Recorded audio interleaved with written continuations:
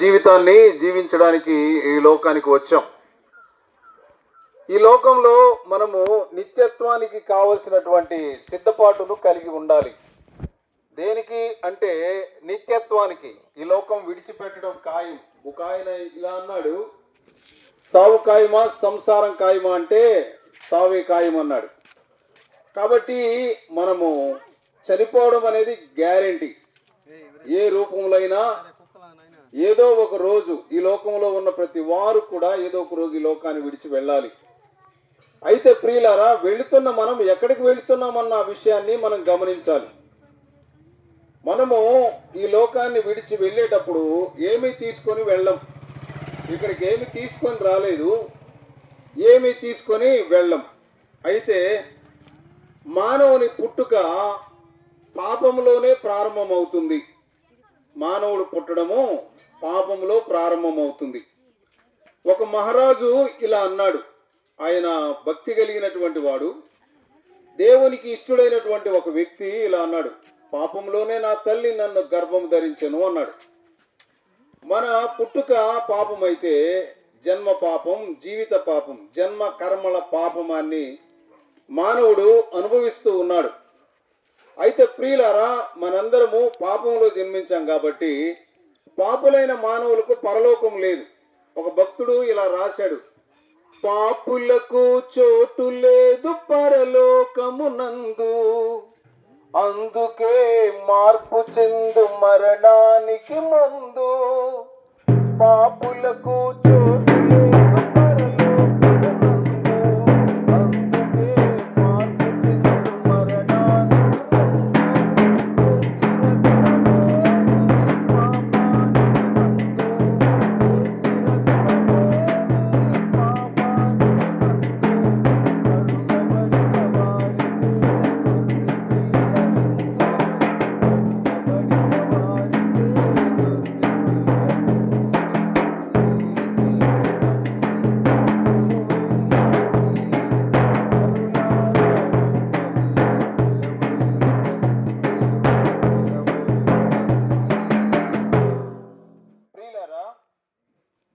ఈ జీవితం చాలా విలువైంది. ఇక్కడ ఉన్న సమయం కూడా చాలా విలువైంది.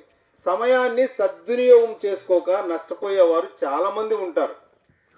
ఒకసారి మన దగ్గరకి అవకాశం వస్తుంది, మనం అనుకుంటాము మరలా అవకాశం వస్తుంది అనుకుంటాం, మరలా తిరిగి అవకాశం వచ్చే అవకాశమే లేదు. అలాగే ప్రియులారా, మనకు ఒక జన్మ ఇది.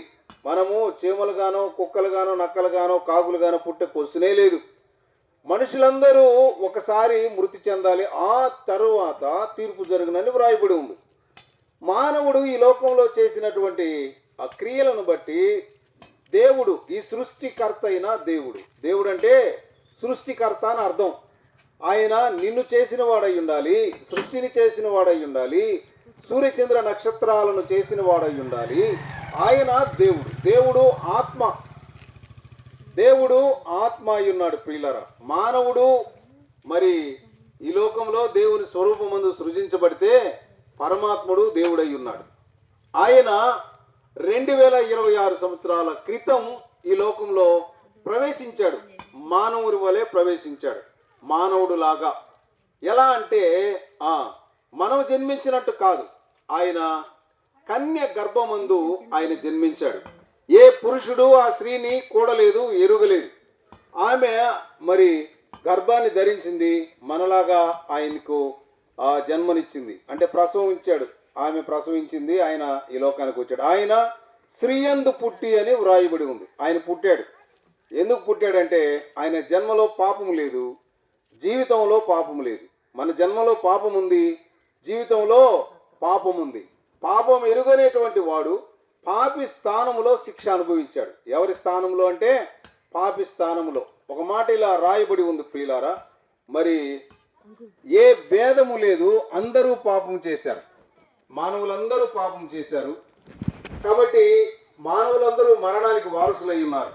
అయితే దేవుడైన ఆయన ఈ లోకానికి మానవుడిగా వచ్చాడు, యేసును నామములో వచ్చాడు.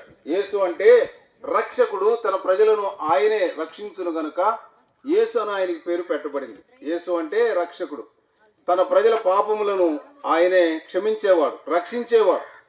కాబట్టి యేసు ప్రభువారు ఈ లోకానికి వచ్చింది మానవుని పాపాన్ని తీసివేయడానికి, పాప నివారణ చేయడానికి, పాపిని పరిశుద్ధునిగా చేయడానికి. సూక్ష్మంలో మోక్షం. యేసు ప్రభు అని నీ నోటితో ఒప్పుకొని మృతుల్లో నుంచి ఆయన తిరిగి లేచాడని నువ్వు నమ్మితే నీకు రక్షణ కలుగుతుంది. అవును ప్రియులారా, దాహమైనప్పుడు నీళ్లు తాగితే దాహం ఎలా తీరుతుందో, నువ్వు పాపిగా ఉన్నప్పుడు ప్రభువా నేను పాపిని, యేసు ప్రభు నేను పాపిని అంటే నీ పాపాన్ని క్షమిస్తాడు, నిన్ను పరలోకానికి వారసుని చేస్తాడు. సూక్ష్మంలో మోక్షం. నీ శిక్ష కలువరి శిలువలో ప్రభు యేసుక్రీస్తు వారు అనుభవించాడు. అవును ప్రియులారా, మానవుడు పాపం చేసినందుకు మొదటగా ఒక జంతువు చనిపోవలసి వచ్చింది. 2 నీవు నేను చనిపోవలసి వచ్చింది. 3 ఆయన కూడా చనిపోవలసి వచ్చింది. ఎవరు? పాపం చేసినటువంటి ఆయన. 4 దేవుడే ఆ పాపంకు మరణాన్ని అనుభవించాల్సి వచ్చింది. కాబట్టి నువ్వు పాపం చేశావు, శిక్ష నువ్వు అనుభవించాలి. అది చాలా ఘోరమైంది. ఒక భక్తుడు ఇలా అంటాడు, అయ్యో నేనంతటి దౌర్భాగ్యుడను, ఇట్టి మరణమునకు లోనకు శరీరం నుంచి నన్ను ఎవడు విడిపించునని కేక వేశాడు.